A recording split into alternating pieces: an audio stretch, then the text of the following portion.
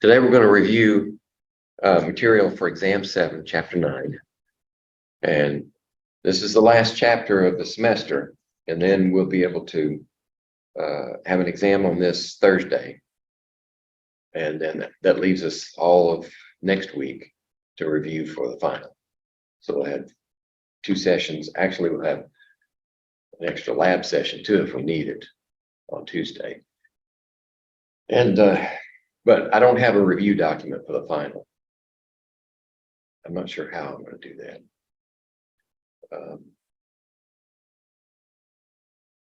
I'll think of something so that we can have some sort of structure.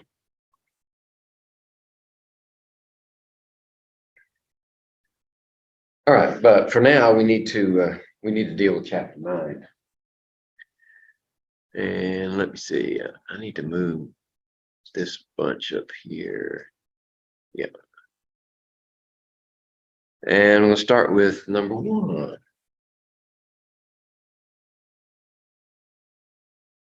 This time I have to do a little scrolling. Which of the following molecules contains a central atom with sp2 hybridization? So let me see how far I can get that up there. I have to scroll to get the rest of them. So it's nice of them. This is each one of these is a Lewis dot structure. And we're looking for sp2 hybridization. So what do we need for sp2s? Do we look at the molecular structure or the electronic structure? Electronic. We go for the electronic because sometimes lone pairs go into those hybrid orbitals.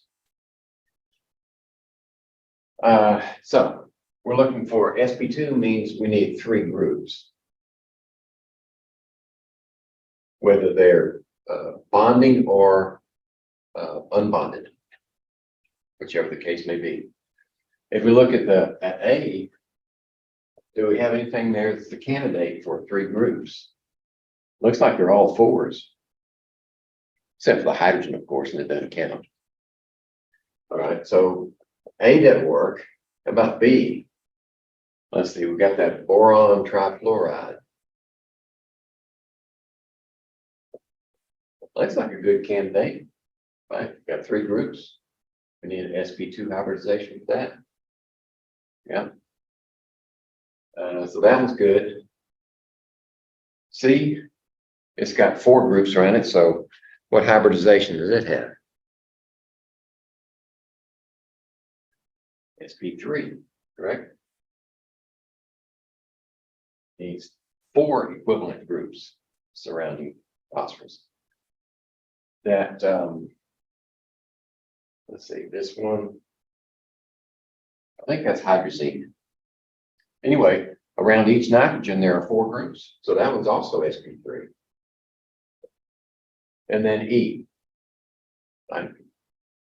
chlorine doesn't need to hybridize, and beryllium only has 2.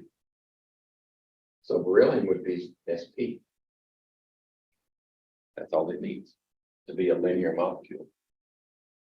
Okay, so the answer is B. sp2 hybridization. There we go.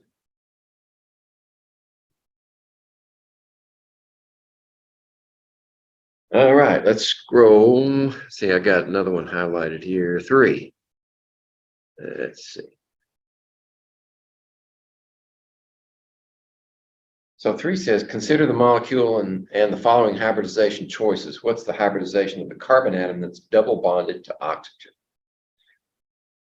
Right, so we got 4 carbons. And the second one, second one has oxygen on it. And the others have, I'll just draw the whole thing. Because this is an organic molecule, and sometimes, fortunately, the whole thing was drawn out. If we drew it in organic shorthand, it might be a little harder to follow. Okay, so we're looking for the hybridization of the carbon atom bonded to the oxygen. So how many groups do we have? Are there any lone pairs around there? Are there hidden lone pairs somewhere? Right? There's a lone pair over here that they're not showing. So if they ask you about nitrogen, right, you got an sp hybrid there. That's 4, that's 4, this is 4, this is 4. So all the carbons now have their octets. And this oxygen, what about this oxygen?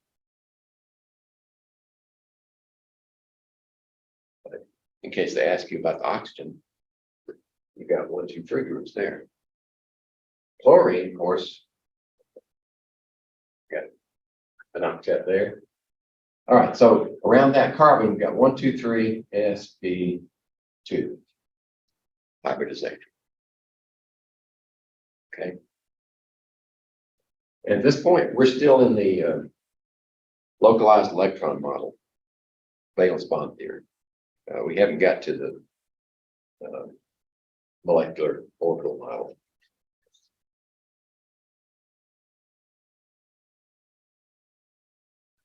All right. How about this one? Oh, we got to give hybridization on each one of those carbons, it looks like. And they're numbered 1 through 5. Those numbers are not subscripts for the carbons. Those are just positional numbers. So we got 1, 2, 3, 4, 5 carbons. Let's put the number up first. 5. 1, 2, 3, 4, 5 carbons. 1, 2, 3, 4, 5. Yeah. And then we've got a nitrogen over there. We got 2 hydrogens here. Now this is organic shorthand. So if I haven't, I think I have before, but I'll say it again. There's a hydrogen there, a double bond here, and 2 hydrogens there. Well, the way we've drawn it here, it's obvious that this hydrogen belongs to that carbon. It doesn't belong to this carbon. It belongs to this one. These belong to that carbon. These belong to that carbon. And it's not showing this is an octet, right? 1, 2, 3, 4, 1, 2, 3, 4, 1, 2, 3, 4, and 1, 2, 3, 4. So all the carbons have their octets. And we want to discover the hybridization on just the carbons. So this one has 1, 2, 3 around that carbon. So that one is sp2. This one has 1, 2, 3 around it. It's sp2. This one has 1, 2, 3, sp2 again. This one has 1, 2, 3, 4, sp3. And this one only has 2. So that's sp. Okay, did I lose anybody? Okay. So that would be what, A? Yeah. A fits the bill for that.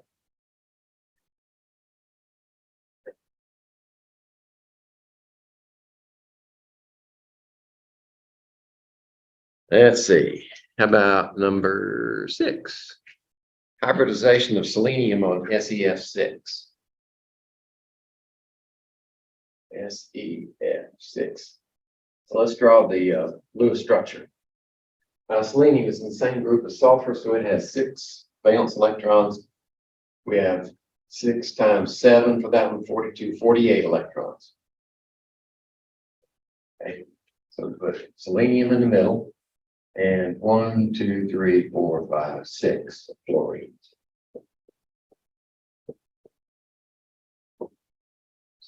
Six times 2 is 12. We need 36. 2, 4, 6. 6 times 6 is 36. Right. So if we use 6 around each one of these fluorines, we've used up all of our electrons.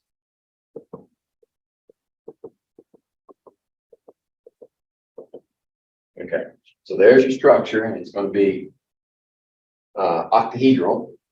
But around the selenium, we want to know the hybridization.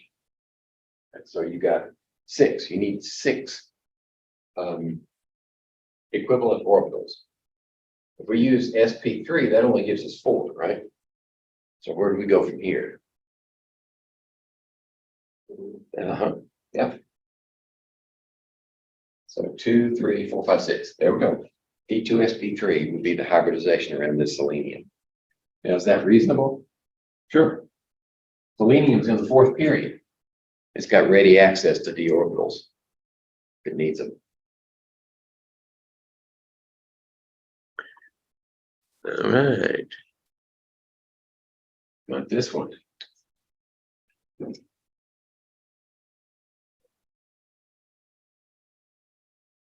Number 9.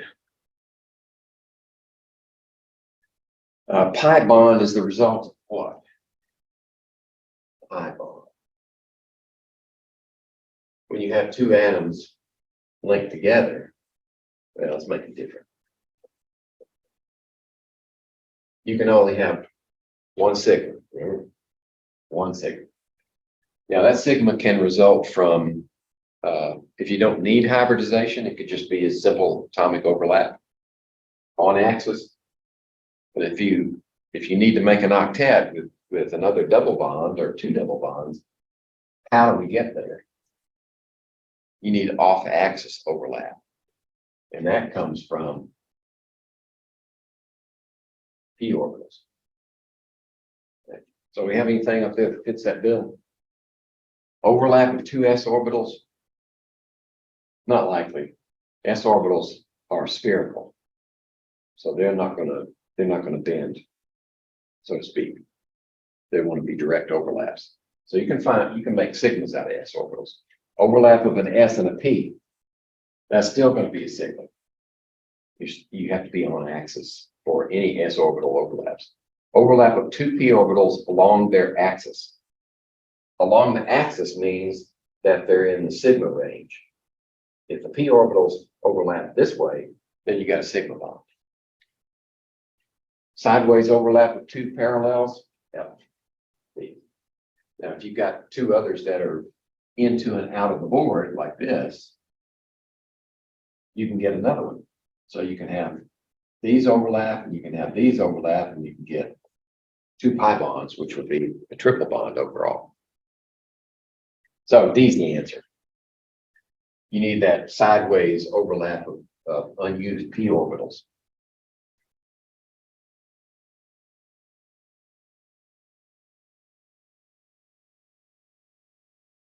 Okay. CHEM. Okay, we're working with these cyclic compounds. Remember, when we draw something like that in organic chemistry, anywhere these 2 lines meet is a carbon. So we just don't draw the carbon in there because it gets kind of busy.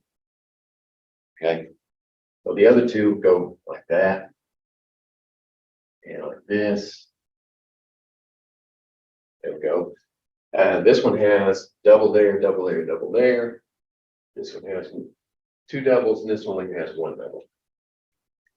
Okay, what's the question? Which molecules have p orbitals that share an electron pair to create pi bonding? Oh, that's easy. They all do, right? If they've got any pi orbitals, the pi bonds at all, they've had p orbital overlap, so that they've all got it. Now this only has a pi bond between these 2 carbons. This one has between those 2 and these 2, and this one has between those 2 and those 2 and those 2. According to the valence bond theory. But we know, now these probably do have different bond lengths, so they're not as stable structures, right? There's some stress in these guys right here. This one's perfect. It forms a delocalized pi structure on that molecule. And this gives it what's called aromaticity, which makes it very stable.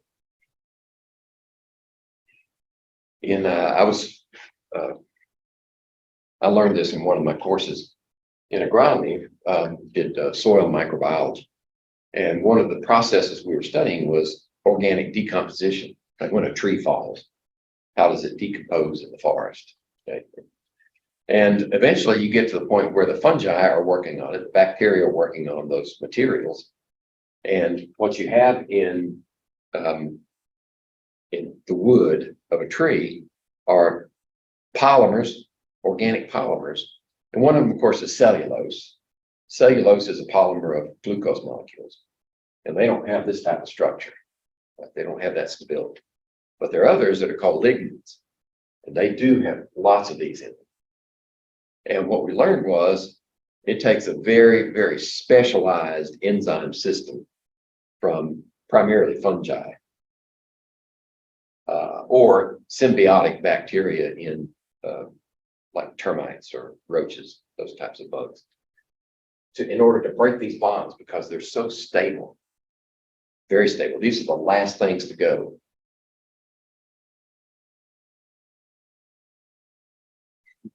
These are the last things to go during decomposition because they're so stable.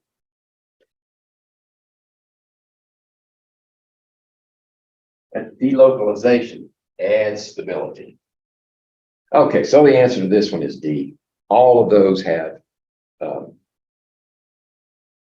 electron pairs to overlapping to create pi bonds. Oh, here we are again. What are we going to say about it this time? Which molecules have equivalent carbon-carbon bonds throughout the molecule? All right, I did answer that. The only one that has equivalent carbon-carbon bonds is this one.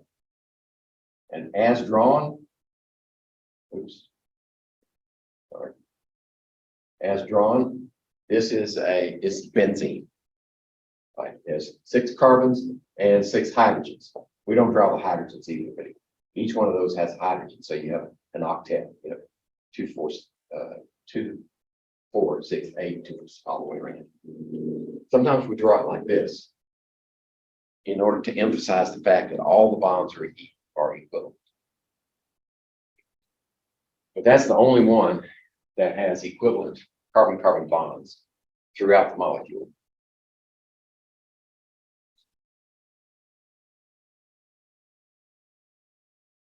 All right. Let's see if I can squeeze, 12 and 13 together. The electron configuration of a particular diatomic species is, right, sigma 2s2, sigma star 2s with 2. We have sigma 2p, and we have pi 2p with 4, and we have pi star 2p with only 2. They put parentheses out there, I think, to try not to get these numbers confused. Okay, so by the way, is there any mixing in this one? When you see this sigma 2p here, and these two pi's together, this pi and that star, that's no mixing. Okay. Because the sigma and the sigma stars go on the outside. Of course, that one doesn't have any electrons in it, so we don't write it there. But there's no mixing here.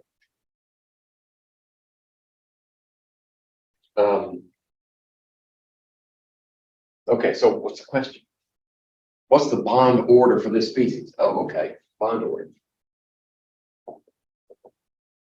So remember the formula for bond order? Number of bonding electrons. Right, so there's 2, 4, 8. And then minus the number of anti-bonding, 2, 4, divided by 2. Right, so that's 4 divided by 2 is 2, correct?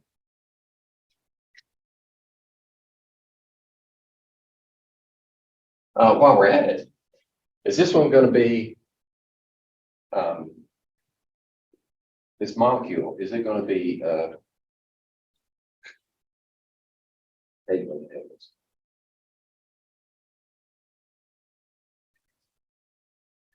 oh my goodness, it's tough getting old. The word I was looking for is paramagnetic. Is it paramagnetic or diamagnetic? Right? These are all paired. Right? Think about what you've got here on that diagram. For any of the pi's, you have two degenerate orbitals. So you got two here and two there. Well, this one is full. This one's only got two, so they follow Hund's rule. So these two go into separate, and they're not paired. So it's paramagnetic. Yeah. Paramagnetic means it's drawn into a magnetic field. Diamagnetic means repelled by a magnetic field. And the reason is these unpaired electrons have unbalanced spins, whereas the paired ones are balancing their spins, and they don't like magnetic fields. Okay. That wasn't the question, but I thought I'd throw it in while we had that on the board.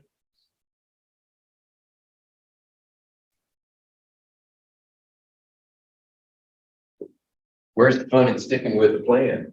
We need to digress. I can't even. There we go. 13. As the bond order of a bond increases, so if the bond order increases, what else? The bond energy does what, and the bond length does something. So the bond energy does what, and the bond length does what? As the bond order increases, we're strengthening the bond. Right? So that means the bond energy should also increase, but the bond length decreases as the energy, the force that's drawing them together pulls that bond shorter. So this one should decrease. So it'd be increase, decrease. C. Okay.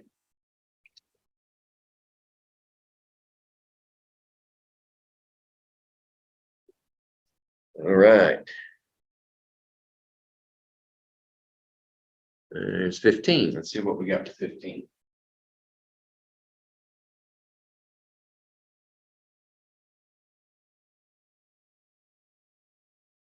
How many unpaired electrons in F2 2+ ion are based on this molecular orbital theory? We've got F2 2+. Okay, we're given the orbital arrangement, the correct orbital arrangement in shorthand. All we have to do is place the electrons. Okay, so we got sigma 2s, sigma star 2s, we got sigma 2p, and pi 2p, and then pi star 2p and sigma star 2p. Yeah. Okay. So how many electrons do we have here? Well, normally we would have 7 for each fluorine, right? 2 times 7 would be 14, but we've got a 2+ ion, so we've got to lose 2 of those. So we only have 12 electrons. Okay. All right, we're going to put them in off-bow, lowest energy to highest energy, and watch out for Hund's rule. Okay. So this can have 2, this can have 2, that's 4, 2, 4, 6, 10. We need 2 more here, here. So there we go. So the order of the, let's see, how many unpaired electrons? We have 2 unpaired electrons. Okay.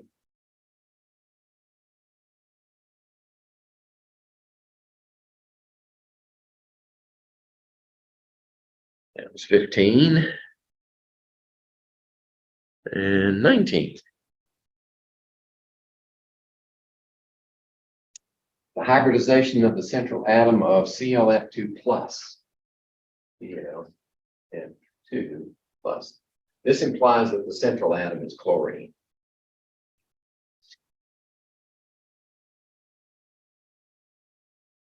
So how many electrons do we have to position? Well, let's see. We got 3 times 7 would be 21, minus 1 because it's positive charge. Okay, so we only have 20 electrons. All right, so we've used up 4 of them already. That means 16 left over. 2, 4, 6, 8, 10, 12. Means we have 4 electrons left over. Okay. So the hybridization on the central atom is 1, 2, 3, 4. sp3, which is C.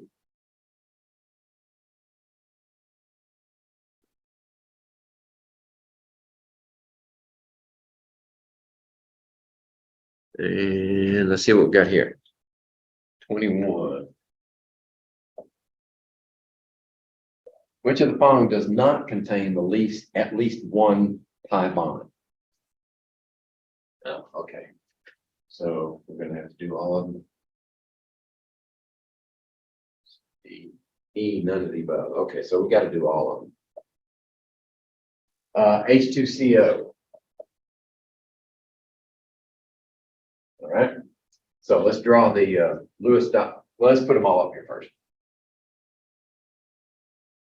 C2H4 is it, and C2H6.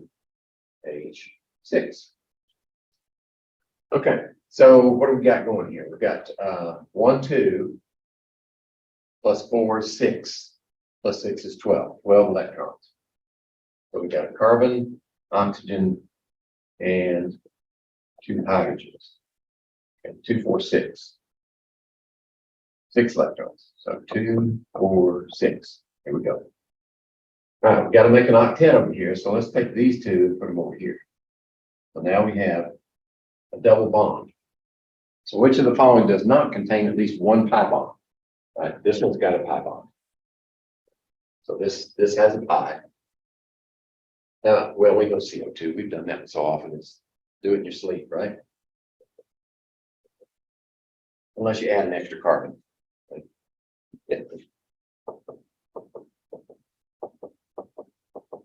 There we go. So that one's got 2 pi bonds. How about this one? Let's see, we've got 2 times 4 is 8, and 4 is 12, 12 electrons. We've got a carbon with a carbon, and then the hydrogens around it. We've got 2, 4, 6, 8, 10. And then we have, there's no room on the hydrogen, so we have to put a pair there. And now we need to make an octet, so let's put that one in the middle, right? And that gives us octets and duets for everybody. So that one's got a pi. How about this one? Let's see. 2 carbons, 2 times 4 is 8, plus 6 is 14 electrons. So we have a carbon, carbon, and then each one of those carbons has hydrogen, a full complement of hydrogens. 2, 4, 6, 8, 10, 12, 14. That's it. That one has no pi's. Right. So E can't be it either. So D is the one with no pi bonds. This is ethane. This is ethene. And this one. 21.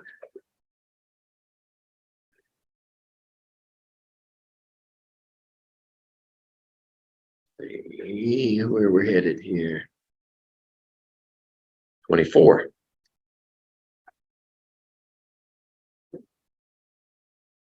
Complete the Lewis structure for the following molecule. Okay, so we're given part of the structure in partial organic shorthand.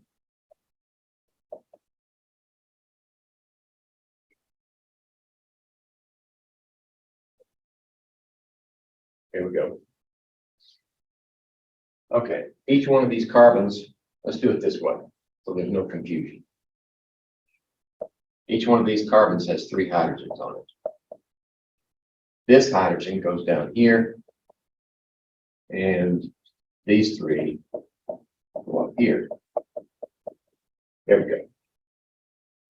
So now everybody's got their separate bonds. All right. So we've got 1, 2, 3, 4, 5 carbons. That's 20 electrons. We've got 1 oxygen, which is 6.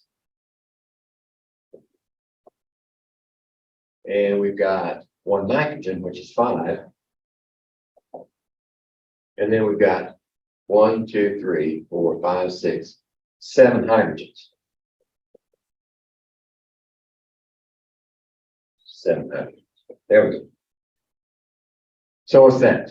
Let's see, 12, 18, 38 electrons. Okay, we've already used up 2, 4, 6, 8, 10, 12, 14, 16, 18, 20, 22, 24, 26. Is that right?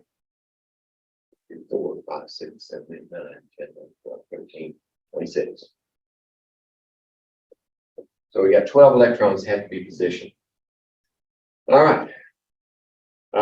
Moving from the outside in, that's an octet, that's an octet, that's an octet. So we move in from this direction. So we need 12 electrons. 2, 4, 6, 8, 10, 12.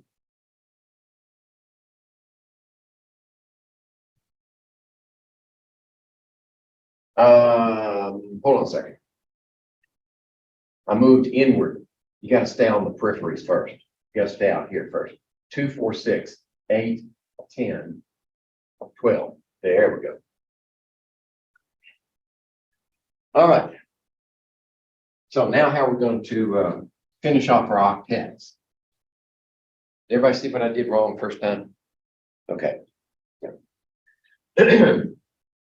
Okay.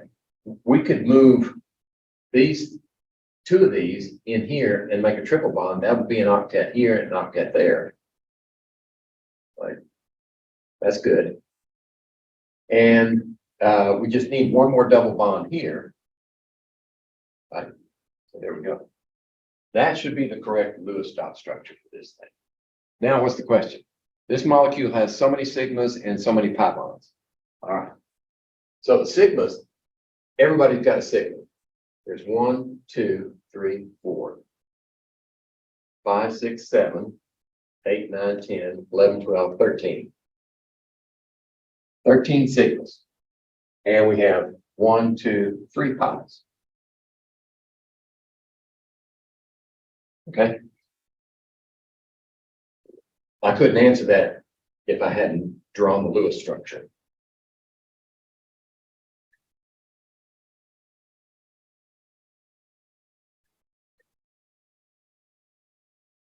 Let's see here, 26. All right. Consider the skeletal structure shown below. All right, so they're giving us a starting point. All right. Draw the Lewis structure and answer the following. How many pi bonds does the molecule contain? Now, one thing we have to assume is that we can't add anything else to this except electrons or bonds. No more atoms. We can't add hydrogens to this, anything like that. That's the molecule. Okay.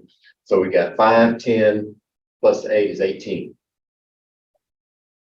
And so we get 2, 4, 6, 12 electrons. 2, 4, 6, 8, 10, 12. Okay. Now we used up all our electrons. We got to make octets. So this one only has 2. Where are we going to put those 2? Well, if we make a double bond here, that still doesn't satisfy. If we make a double bond here,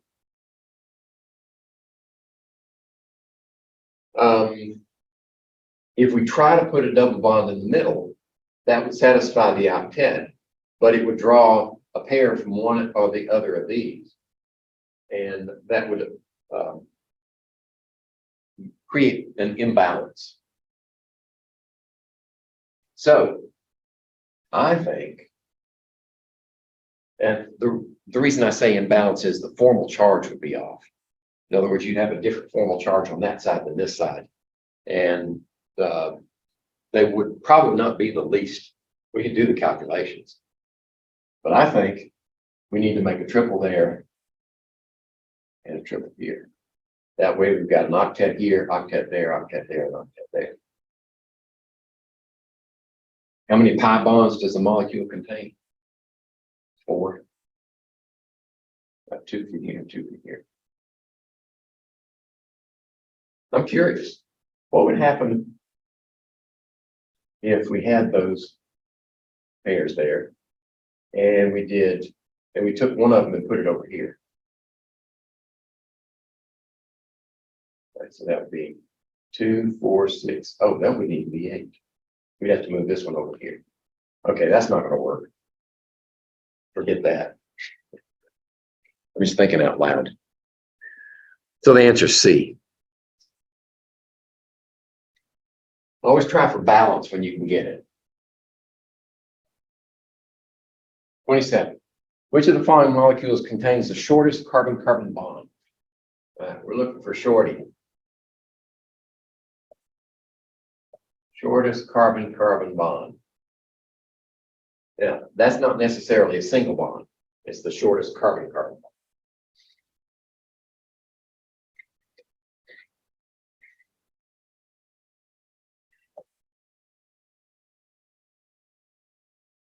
And E.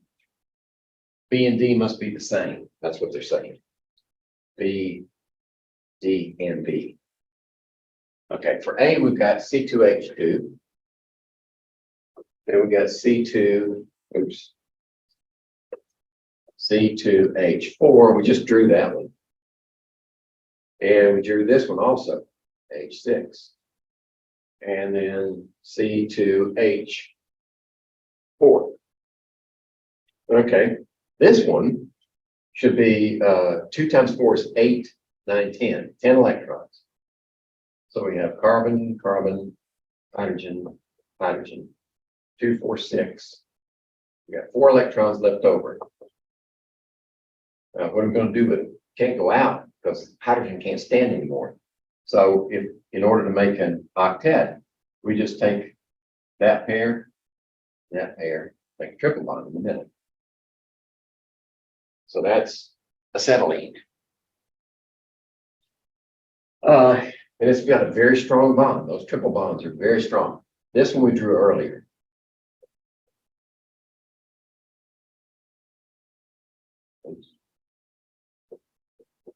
Okay. This bond is weaker than that bond.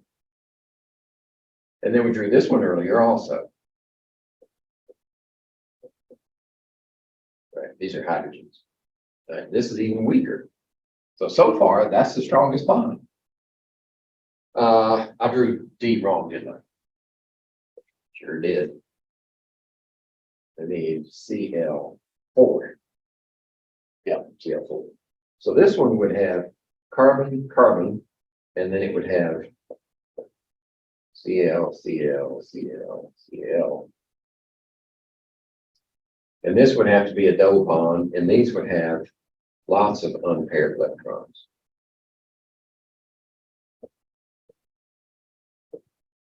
I know I skipped some steps, but it's going to look like it's something of an analog of this one, only substituting chlorines for the hydrogens. All right, so this one, actually, this one would be a weaker bond than that one.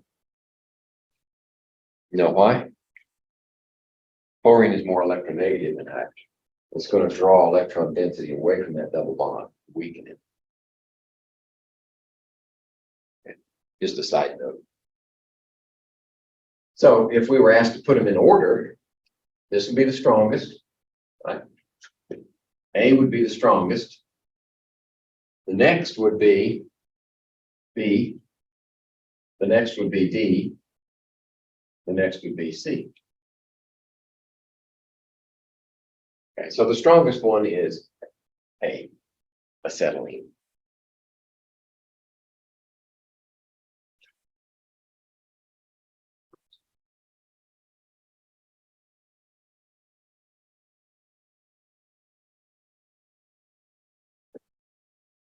Okay, 27 down to 28.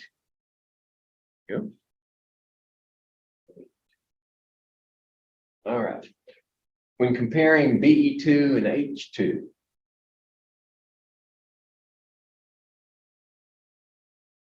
okay, Be2, H2. Let's see what type of answers we got. Be2 is more stable because it contains both bonding and anti-bonding. Okay, so we're looking at molecular orbitals for each one. We know the molecular orbital for this one, that's energy. Then we've got a 1s here with an electron, and we've got a 1s here with an electron from each of the hydrogens. And then they're going to create a sigma from 1s and a sigma star from 1s. Both of these electrons are going in there. Right? How about beryllium? We haven't done beryllium yet, I don't think. Although it is in useful information. Let's see, where is it? Well, I thought it was. Yeah, there it is. It's in the black and white version. Let me see if I can do it freehand. So beryllium, let's see,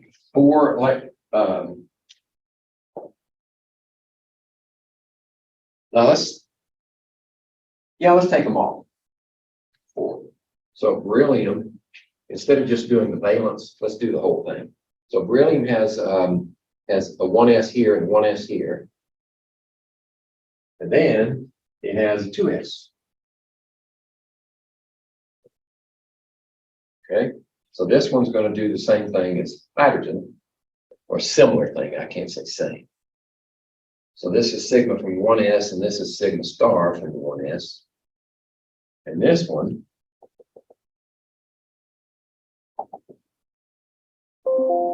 is a sigma from a 2s and a sigma star from a 2s. Okay, we started off with beryllium 4 electrons. So we got 1, 2, 3, 4. 1, 2, 3, 4. So that's 2, 4, 6, 8 electrons. So we got 1, 2, 3, 4, 5, 6, 7, 8.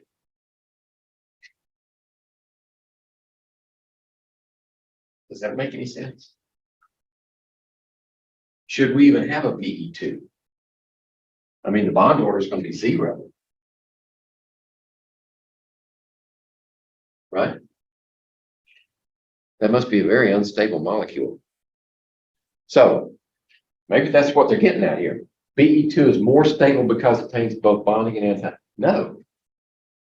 I would expect beryllium Be2 to be less stable than H2 because the bond order is 0.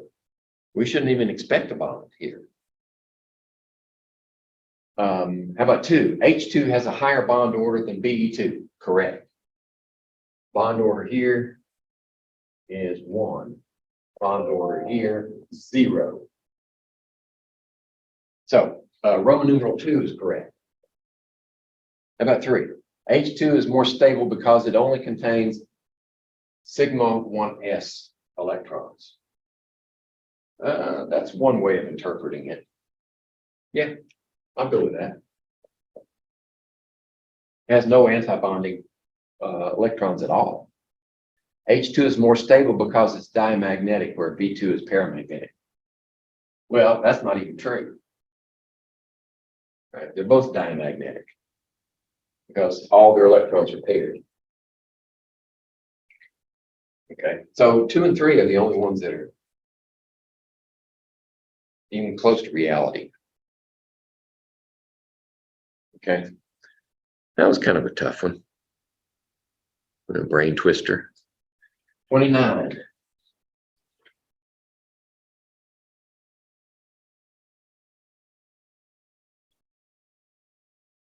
I'm not sure why they even bother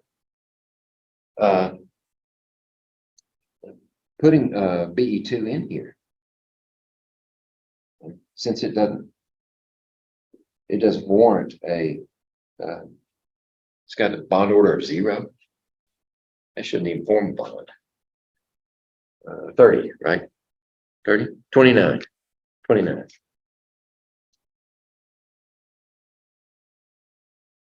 Which of the following species is paramagnetic? In other words, it's drawn into a magnetic field. All right. You're going to have access to the to this thing right here. So rather than draw it out, you could just look at this. Look at your this thing right here, and we've got C2O2 F2, C2, C2, O2, F2, and Li2. Right. So C2, it has all paired electrons. This is diamagnetic. O2, paramagnetic. It has unpaired electrons. F2, diamagnetic, all paired. And Li2, it's not there. So we will have to do this one. Okay, so this one's got a sigma 2s. It's got a sigma star 2s.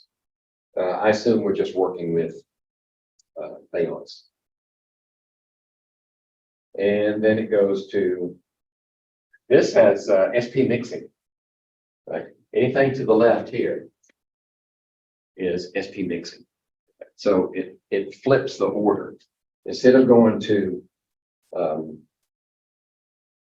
we go to pi next, pi 2p, and then we go to sigma 2p, and then we go to pi star 2p.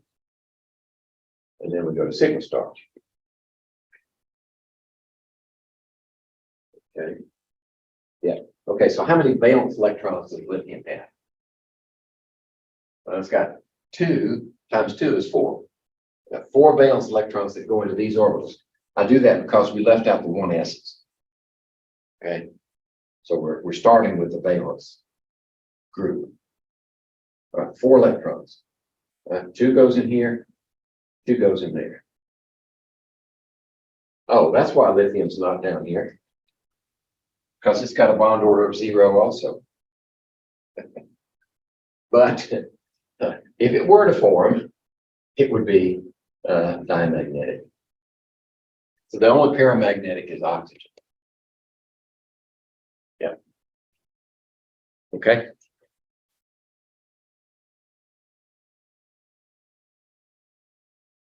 That's what you're looking for, the unpaired electron.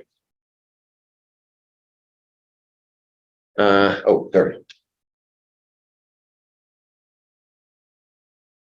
For how many of the following does the bond order decrease if you add 1 electron to the neutral molecule? Okay. So we got this one, C2, E2, and F2. Okay, I go back to the chart again. Save you a lot of work. So B2 has this structure. And then pi. This is also sp mixing. That's all we need for that one. Carbon. Same. Yeah, carbon is sp mixing also.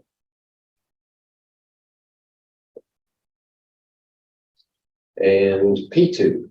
How are we going to do P2? We have to assume P2 is going to behave like nitrogen. So nitrogen has sp mixing. That means here, instead of 2s, we're in 3s.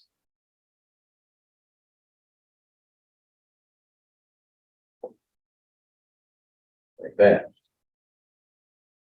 And then fluorine. Fluorine is no mixing. 2s, sigma star, 2s, sigma 2p, pi 2p, pi star 2p, and sigma star 2p. Is that enough? Yeah, that's plenty. Okay, how many electrons do we have for boron? And these are valence electrons. Boron's got 6 electrons. 6. Carbon would have 8 for each. Phosphorus would have, same as nitrogen, 5 times 5, 5 plus 5 is 10, and fluorine would have 14. Now we're doing the neutrals first, because the question is what would happen if we add 1 electron. So we do the neutrals first. So 2, 2, 4, and 6. And these two are unpaired. This is 2, 4, and then 4 more is 8. These would be paired. I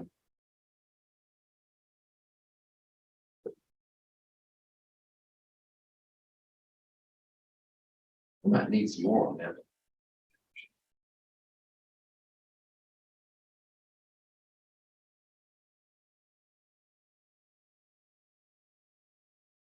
That should be right. Yeah, 2, 4, 4 is 8. 2 more. It says we need. Oh, I left this one in. Sorry.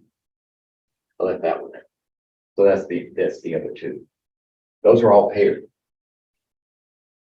Right? These have to be paired. These are paired because there's only 1 orbital in there. And then fluorine. 2, 4, 6, and 4 is 10, and then 4 more. That's it. Those are all paired. Paired. Okay, so if we add 1 electron, the question is bond order. We want the bond order to decrease. So what's the bond order for this one? Right? 2 plus 2 is 4 minus 2. 4 minus 2 divided by 2 equals 1, correct? Okay, what's the bond order for this one? 4 plus 2 is 6 minus 2 divided by 2. So that's 1.5. Correct?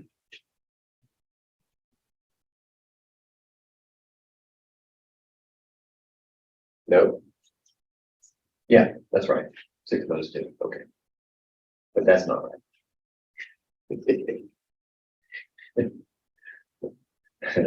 2. Okay, and this one is 6, 7, 8 minus 2 divided by 2. So let's see if I can get this one right. There we go. And this one would be 2, 4, 8 minus 2, 6 divided by 2. So that'd be 1. Okay. We want to see which one decreases when we add an electron. So now we're going to do,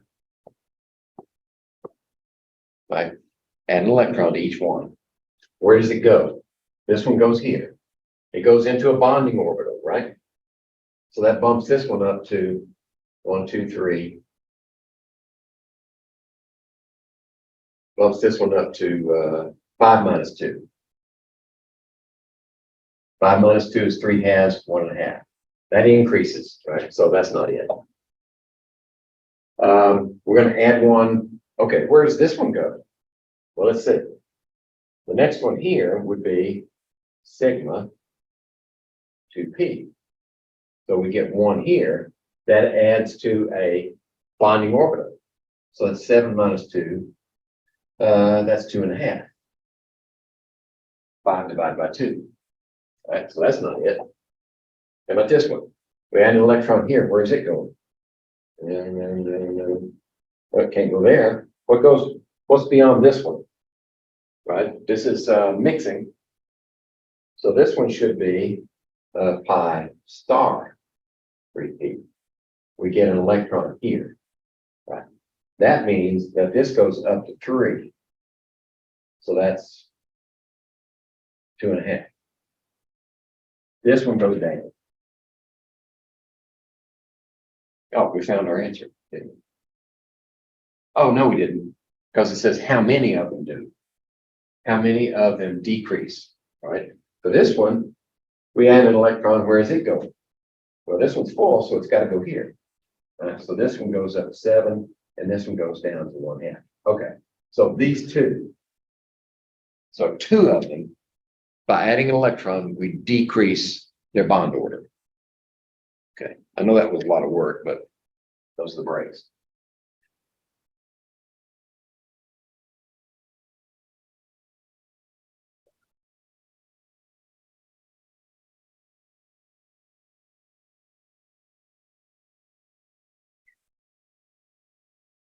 All right, 32.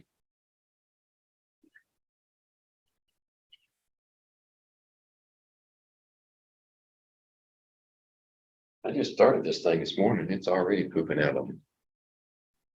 Order the following from shortest to longest bond. Don't forget the effect of atomic radius and orbital size. Okay. So those are our choices: C2, B2, H2, and N2. C2, B2, N2, H2. Shortest to longest. So we want the strongest bond. Well, we know this one right here. Correct? We know this one. That's it. Carbon. Carbon should be what? 2 times 4 is 8. 2, 4, 6, 8. 2, 4, 6, 8. All right. Yeah, that's the Lewis structure.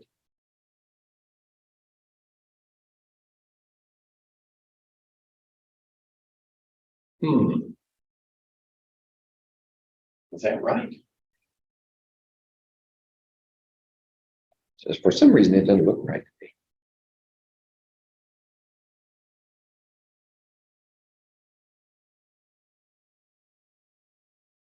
That's the wrong one.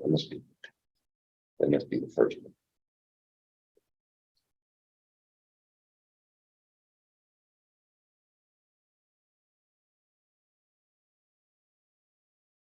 Oh, okay.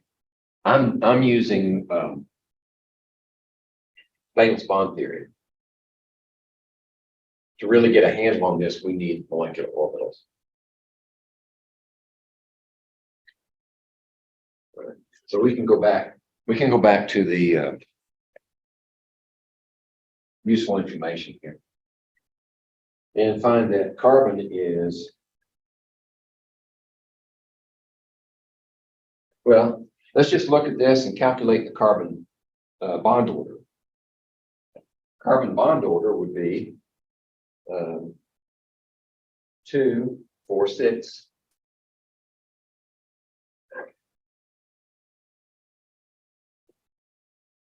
This will work any better.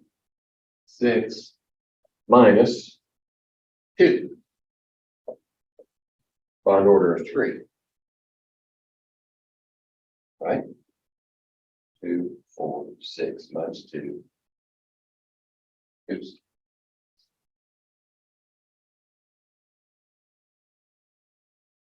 2, excuse me. Okay. Boron. It has 2, 4 bonding and 2 anti-bonding. And so that's 1. Nitrogen, we know nitrogen is 3. Hydrogen is 1. Okay, so those are our bond orders. Shortest to longest bond. This is the strongest bond right here. So N2 would be the shortest. Right, so it's be write it that way. Shortest bond is nitrogen. The next one would be carbon. Now we've got to figure out what to do with these two. Right, they've got the same bond order, but which one of these has atoms that can get closer together? Now we're looking at the size of the atoms. Boron has 5 protons and many more core electrons. So it's going to be like that. So they may be the same bond order, but this one is further away than this one. So it should have H2, and then the furthest away is boron. Okay.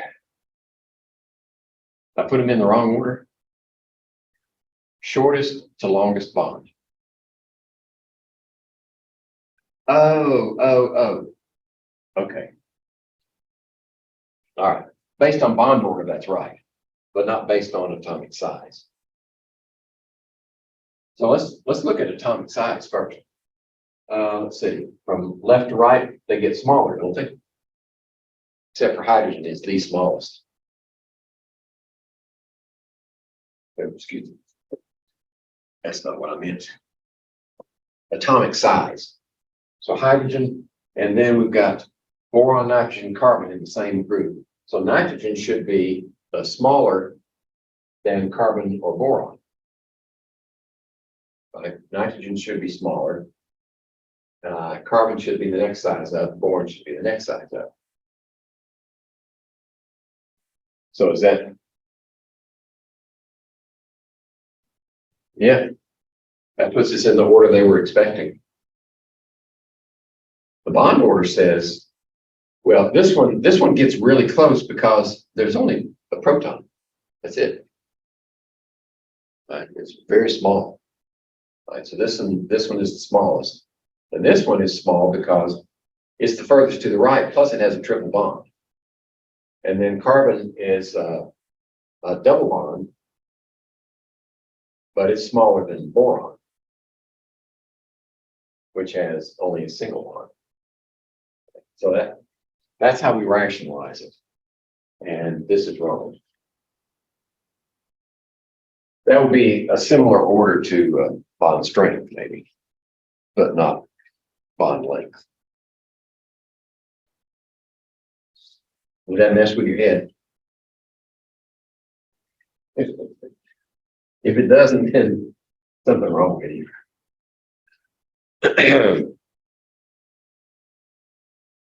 Maybe that's why I put that hint in there. Which of the following has a bond order of 1.5? 34. So we've got O2 plus. Let's look at this one. N2. O2 minus and C2. We're looking for a bond order of 1.5. Okay.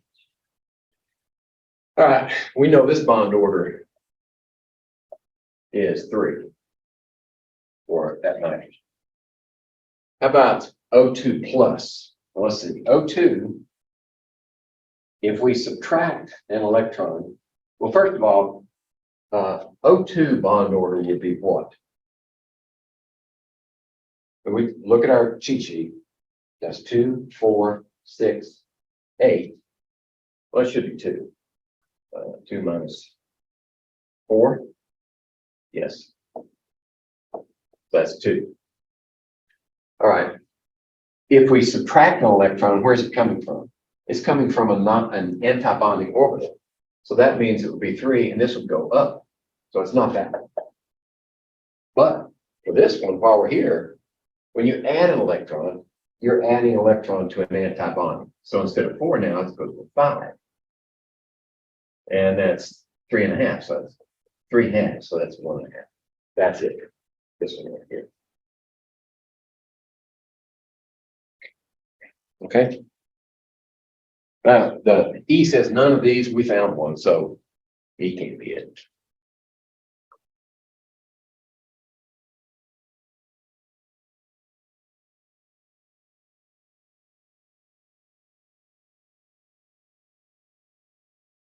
All right, 36.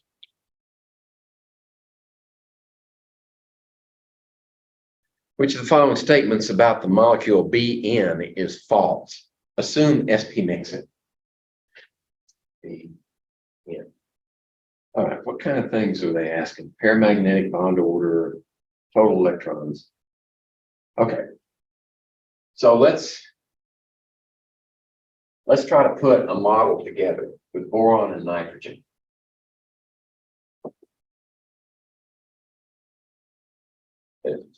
That's not where that goes. Boron nitrogen makes Bn. Okay. So we'll just look at the valence orbitals. Boron's going to have, let's see, two. What do I stress myself? Boron's going to have boron and nitrogen. They're both going to start off with, excuse me. No, electronic structure first. So boron has got 2s2, 2p1. 2s and 2p, like that. Nitrogen has 2s, 2 and 2p, 2, right? No, 2p has 5 valence electrons. Boron only has 3. That's right. Oh, 2p3. Sorry, confusing myself. 2, 4, 5. There we go. So we're going to get mixing. Right. So what's that going to give us? Well, if we have mixing, then we're going to have a sigma from a 2s. We're going to have a sigma star from a 2s. Then we're going to have a pi from a 2p, which gives us 2 of them. And then we're going to have a sigma from a 2p. Before we get to the pi star from a 2p and a sigma star from a 2p. Go up here. And we make that smaller, because we'll need 2 here. Okay. So we've got 1, 2, 3, 4, 5, 6, 7, 8. 1, 2, 3, 4, 5, 6, 7, 8. That's as high as it goes. So what do we got? Did I miss any? Okay, so we got these 2, 4, 6, minus 2, divided by 2. Is that right? 2, 4, 6, 8 total. Okay. These 2 are bonding. 2, 4, 6, minus 2. Okay, so 2 and 3 is 1.5. So the bond order is 1.5. All right, so B is not right. B is wrong.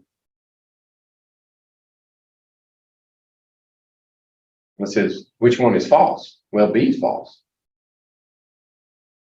Right?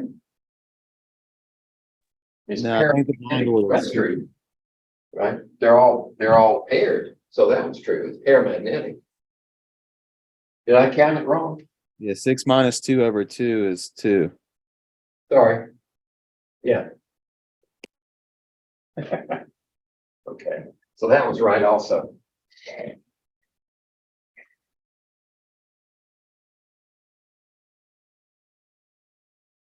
Oh, it's diamagnetic. I'm sorry. Yeah, it's diamagnetic. Everything's paired. Right, so that's the false one. A is false. It should be diamagnetic. The total number of electrons is 12. 2, 4, let's see, 2, 4, 6, 8, 10, 12. Right, because I didn't count the 1s orbitals. Right, they each have two in each. So yeah, the total number of electrons is 12. We only used 8 of them. Has 2 pi bonds. Does it have 2 pi bonds? Not if it has a bond order of 2. Correct?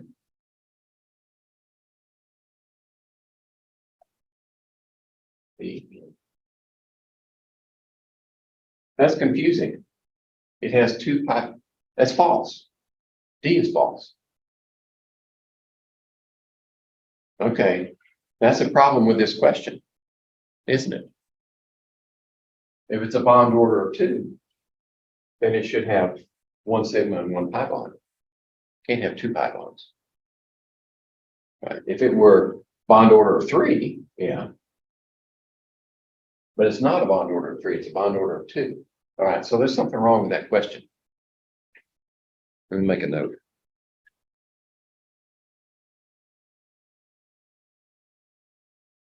I'm not just whistling Dixie, am I?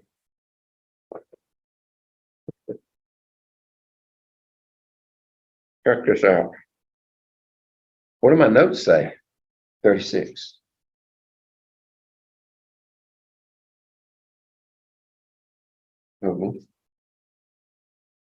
Oh.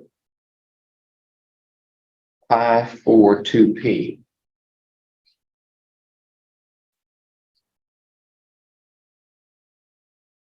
You know what? Oh, okay. Okay. Yeah. We can't rely on the bond order. Here, this is pi, right here. There's 1, and there's the other one. It does have 2 pi bonds. The mistake I was making was I was pushing this over to the valence bond theory, where we sort of said, right, if it's a bond order of 2, then we got a double bond. Right? But we actually have 2 pi bonds here, right? 2 pi bonds. But the bond order is decreased because we have this anti-bonding. Okay, so that's right. It's tricky. It's tricky and technical, but it's true. We have 2 molecular pi bonds.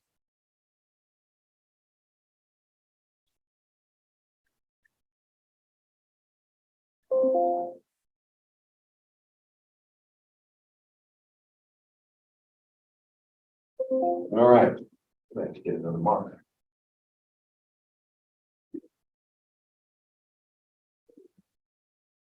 Good thing this is the last class. Oh, we're out of time. No, we're not. This is the last day. So we can finish up.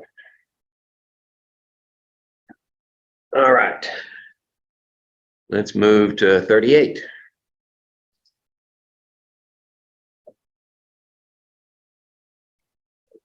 Which of the following molecules or ions is not paramagnetic in its ground state? Not paramagnetic. That means it's not paramagnetic. That means all paired electrons. It would be diamagnetic. Okay, so we got let's see. A is O2, B is O2 plus, C is B2, and NO. Assume no SP mixing. No SP.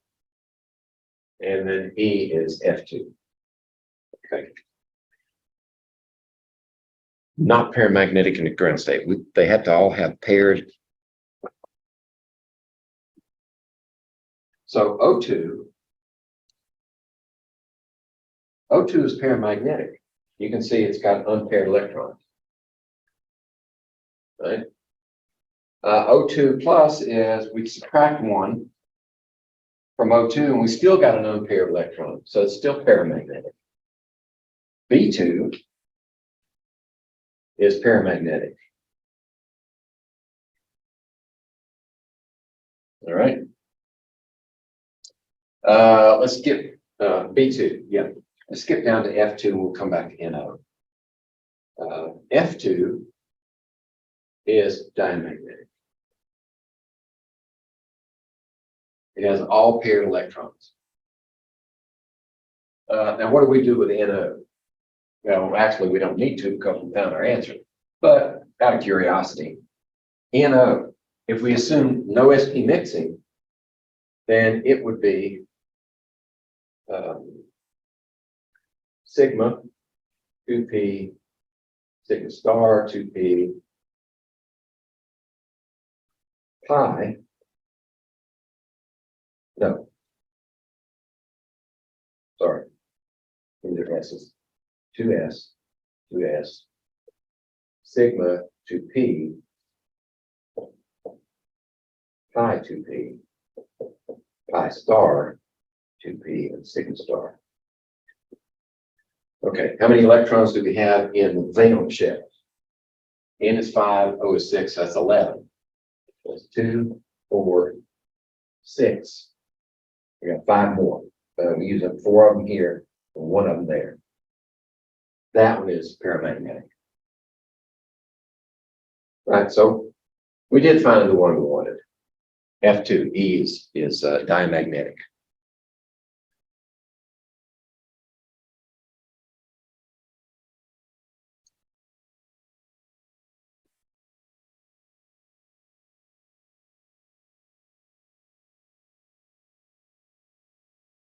Now it's 38, 39.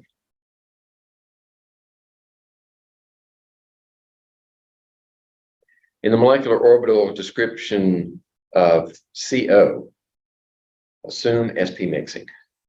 All right, CO. What are the questions though? The highest energy electron occupy antibonding 6 molecular orbitals. Okay, we do have to draw it. All right, let's do the shorthand version. So we assume sp mixing. All right, so I'm going to go over here to carbon because carbon dicarbon is sp mixing, and I'll just use that format.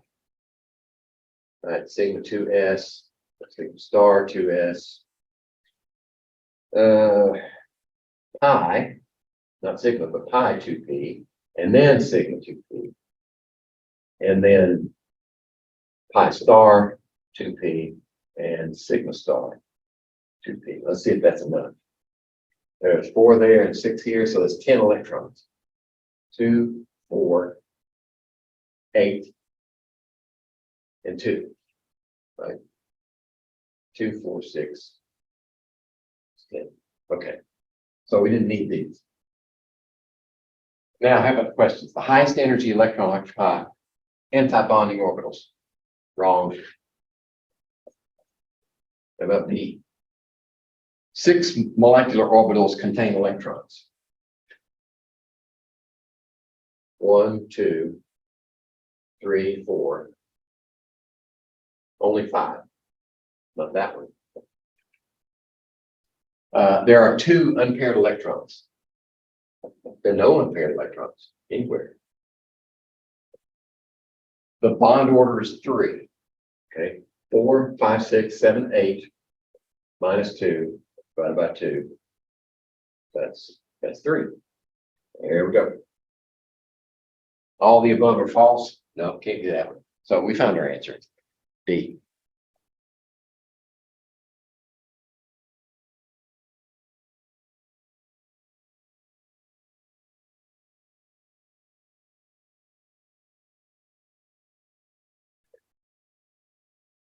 (41) and 42. Which of the following statements about CO32 minus ion is false? CO3 minus. Which one is that? That's a polyatomic. Recognize it?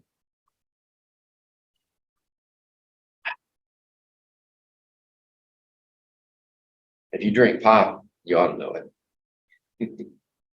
That's the carbonate ion. Okay, which of the following statements is false? The orbitals on the carbon atom are sp2 hybridized. Okay, we've got a mix because they're asking about magnetism, length of bonds, 24 electrons. Okay, so we can answer a couple of them if we do a Lewis dot structure. So we got carbon with 4, and we got 3 times 6 for oxygen plus 2 for the charge. Right? So this 3 times 6 is what? 18 plus 2 is 20, 24 electrons. So we have carbon, we have 3 oxygens, 2, 4, 6, 3, 18, 2, 6, 8, 10, 12, 14, 16, 18. Okay, we used up all our electrons. Now we got to finish the structure. Oh, this is one that requires resonance. Right? Because we've got to make an octet on that carbon. It could come from this side, it could have come from here, it could come from there. Right, so we're just going to use that one for argument's sake. Maybe we can answer them all with that one. Well, not all of them, but some of them. The orbitals on the carbon atom are sp2 hybridized. 1, 2, 3, sp2. Correct. A is correct. What is going on there? Oh, is that the helicopter? Yeah. Noisy contractions, aren't they? So A is correct. How about B? The ion is expected to be diamagnetic. Let's hold that one because we got to do molecular orbitals to do that one. CO bonds are different lengths. Well, according to this, they are, but we know they're not, right? Because we can shift that double over here or over here and then resonate them. So C, the bonds are different lengths. No. The ion has a total of 24 electrons. Yep. That was correct. So B, is it supposed to be diamagnetic? Well, if D's the answer, if C's the answer, it's the wrong one, then this one must be true. But we didn't prove it. Diamagnetic. How are we going to prove that one? Right? Because we didn't talk about triatomics, quadratomics. We just did diatomics for molecular orbitals. We didn't do that. So in this case, we would have to just find the false one and assume that this one's true. That's all we can do because we didn't go into more than 2 atoms in our molecular orbital model. I mean, you can do it. From my way of thinking, it's not much fun, but it's doable. Right. So we found the right answer.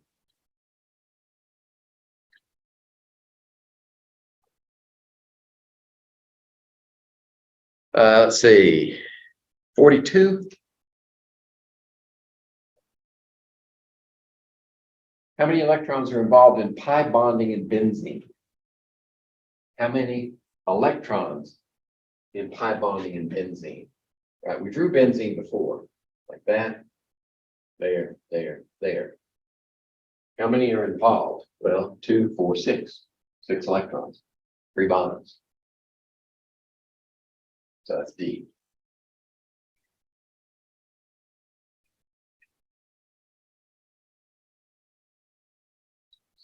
And if they're being shared, why would you not double it? How many electrons? 2, 4, 6. That's all there are involved in the pi bonding. Right? You got sigmas here, but you only have this pi, this pi, this pi. So that's 2 times 3, 6. Was that your question? Well, I mean, if they're shared, then there's Wouldn't you just select instead of being shared one from? Well, yeah, one electron from each side.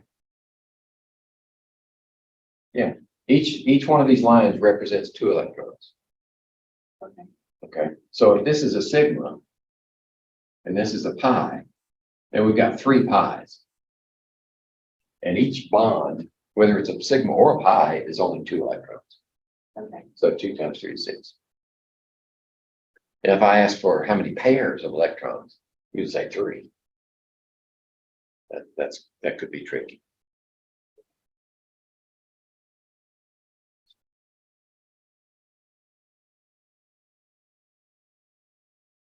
$42, $45.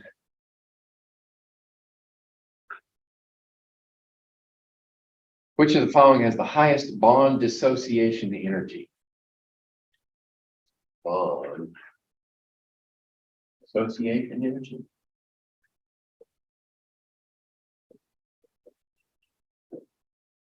In other words, which one takes the most energy to break the bond? That would just be bond order.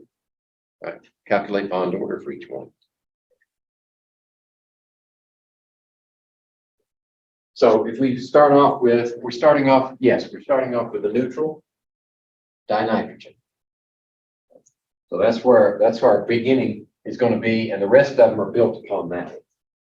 So dinitrogen is sigma 2s, sigma star 2s. Pi, this has mixing in it, pi 2p, sigma 2p, pi star 2p, and sigma star 2p. We may not need all of them. So this is 5 plus 5 is 10. 2, 4, 8, and 10. We'll leave that there because we may want to add electrons to it. So what's the bond order here? Well, we know the bond order is 3. Okay, so how about the next one? The next one is N2 minus. So we're adding an electron here. So where is it going to go? Well, it has to go all the way out here. So the bond order is going to come down by what? Add 1 electron, it comes down by 1/2.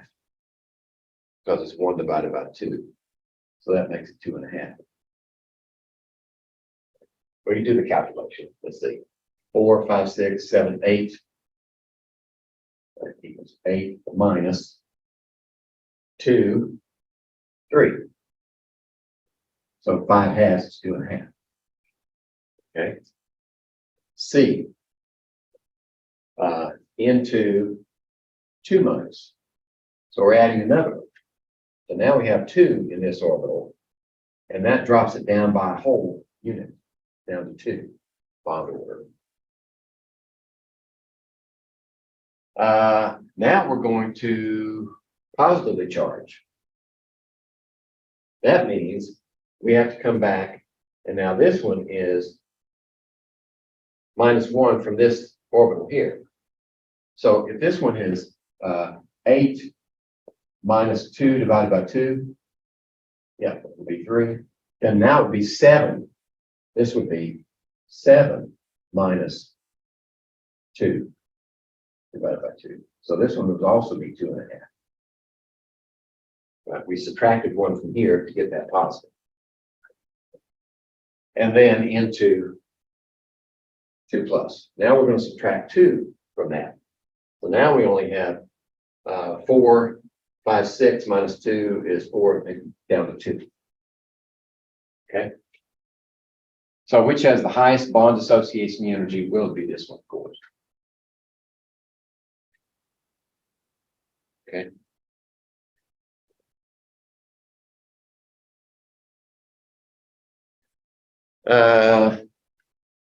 Okay.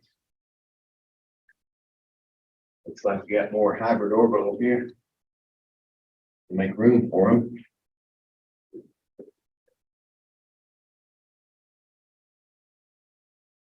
(47) Which of the following molecules or ions does not contain a central atom with D2sp3 hybridization?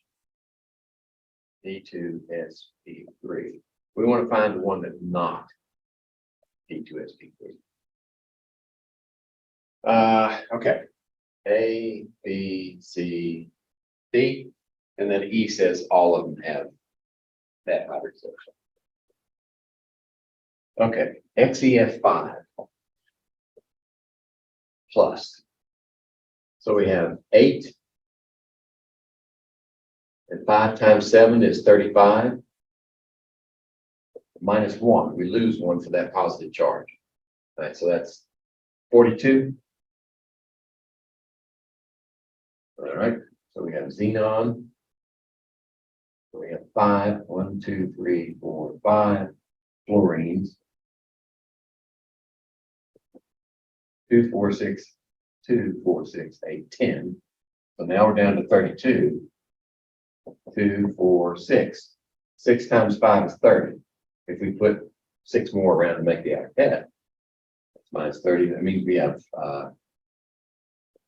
2 electrons. Yeah, what am I doing? There we go. So we have 1, 2, 3, 4, 5, 6. That's octahedral, which is D2sp3. So that was D2sp3. About IF4. F4 minus. Okay, so we got 5 times 7 is 35, plus 1 is 36. So we have I, 1, 2, 3, 4 fluorines. 2, 4, 6, 8, which is 28. 4 times 6 is 24, which is 4 electrons. 2, 4. 2, 4, 6, 8. See, 1, 2, 3, 4, 5, 6. 6 groups. We're there again. That's octahedral D2sp3. C, SF6. We did this one before, didn't we? SF6. That was octahedral. SE. No, we did SEF6, didn't we? Yeah, it's the same as sulfur because they're in the same family. This one and this one be the same thing. How about SEF5 minus? SEF minus. So 5 times 7 is 35. And 6 for selenium, plus 6, plus 1 more for the charge. So that's 42, right? 42. We have Se in the middle, 2, 3, 4, 5 for the fluorines. 2, 4, 6, 8, 10, 32. What's that? 2, 4, 6. 6 times 5 is 30. We have 2. 1, 2, 3, 4, 5, 6. Well, they're all D2sp3. You already knew that though, didn't you? Because it's right there on the board.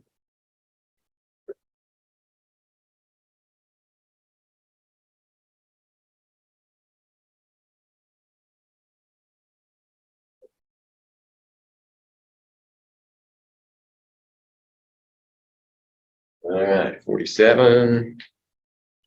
See how many more we got. Fill in the blanks. We skipped over those. We've done this type before. Here we go. Ooh, we got a chart to fill out. Okay. Excellent. All right, so we've got electronic geometry. We got hybridization.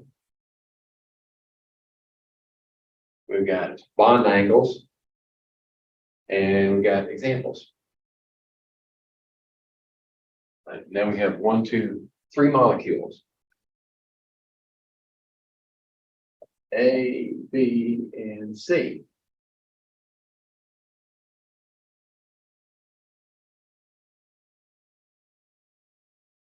Let's see, we're given this one right here. This one's SP3. All right. Let me get a different color. How about red? What are we told? Molecule A has hybridization of sp3, yes. So if it has sp3, what's its electronic geometry? Tetrahedron. Because it has 4 equivalent orbitals. What are the bond angles on a tetrahedron? 109.5. I hope that shows up on the video. Can you guys see that color?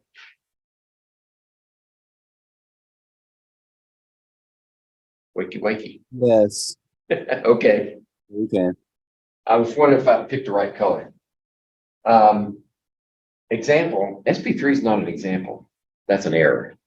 What would be an example of a tetrahedral structure, electronic geometry?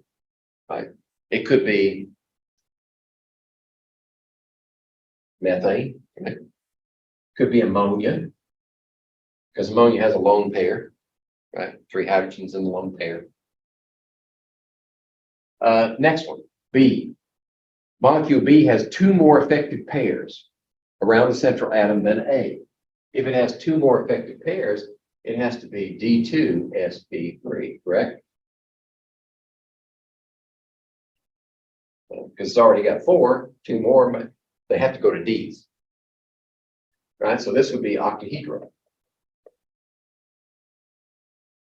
All right, and the bond angle on the octahedral, I have to almost set a picture. Something in the middle, and then we go like this, and like that. So what's the bond angle here? Well, the bond angle here would be right angle.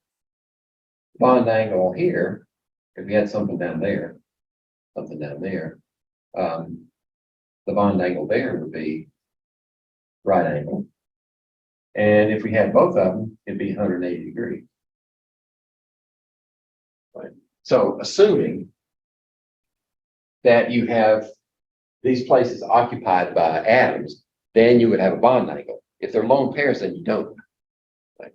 So you would definitely have a 90 degrees and maybe 180 degrees. Okay. Examples. Let's see. Well, if we fill all the positions, we looked at one just a minute ago, SF6. Or we did one before that, SEF6. Okay, that would work. How about C? Molecule C consists of sigma bond and 2 pi bonds. If it has a sigma bond and 2 pi's, remember, you can't have a pi until you have a sigma.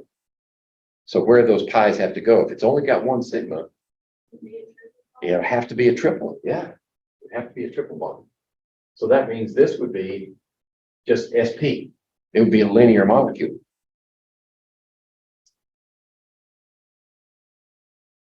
Oops. D2sp3. Why did I say that? That's not right. You can't have D2sp3 in linear. Okay, there's something wrong with this answer key. Seriously wrong with this answer key. Okay, so that needs to be, that one's right, that one's right. This one needs to be SP 180, 190. That's okay. This needs to be maybe methane or ammonia. That's okay, and that's okay. Oh, so what would the bond angle be? 180 degrees. It's linear. And an example. Oh, we could think of well, I don't know, this one, or carbon monoxide has a triple bond. Those would work. Okay, that was 60. 61.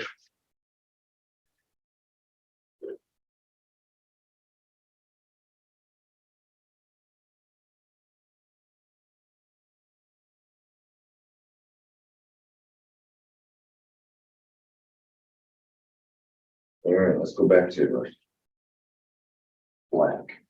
Working. No, that's the bad one. Put it back in my pocket. Where's? Uh-oh, we got two blacks in here. Which one's the right one? That one. Okay, what does this say? Draw a molecular orbital diagram for O2 and N2 using molecular orbital theory. Explain why the removal of one electron in oxygen strengthens bonding while the removal of one electron in nitrogen weakens bonding. All right, you're going to have the useful information, right? So that's the easy part. Just drawing the diagrams for. This one puts nitrogen on the left and oxygen on the right. So nitrogen, dinitrogen, if that's energy. Dinitrogen is going to look like, let's see.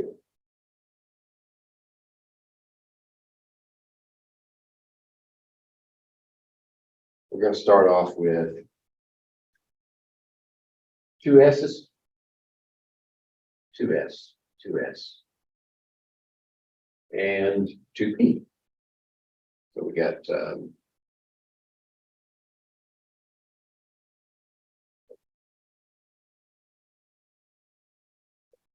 there.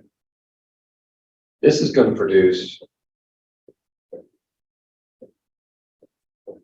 let's see, N2 has mixing. So what we're going to see in N2 is when we get those two S's together, well, they're going to produce sigma 2s and sigma star 2s. But when these guys get together, since there's mixing, then two of these are going to get together and make pi.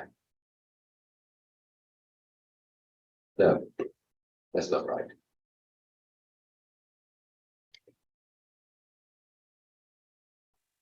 The pi 2p is higher energy than this one. So this one's pi 2p. And then we get to sigma 2p here. Then we get to pi star 2p here. And then we get to sigma star here. So we're going to make 1, 2, 3, 4, 5, 6.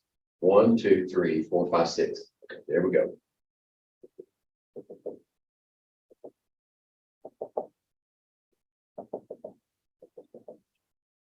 Okay. Okay, so we have these are valence, so we've only got 10 electrons to work with. We got 1, 2, 3, 4, 5. We got 1, 2, 3, 4, 5. So we have 1, 2, 3, 4, 5, 6, 7, 8, 9, 10. Okay, oxygen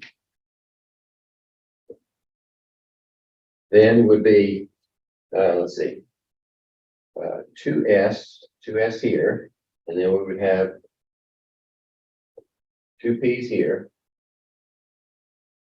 Okay, and oxygen would have 6 each. 2, 4, 1, 2, 3, 4, 5, 6. 1, 2, 3, 4, 5, 6. And oxygen would not have mixing. So there's a sigma 2s, and there's a sigma star 2s. And then for this one, rather than 2p, we actually got sigma 2p here. And then we've got pi 2p here. Then we've got pi star 2p, and then sigma star 2p. So these two guys right here are, let's see, no, these two are flipped. Excuse me, right here, these two.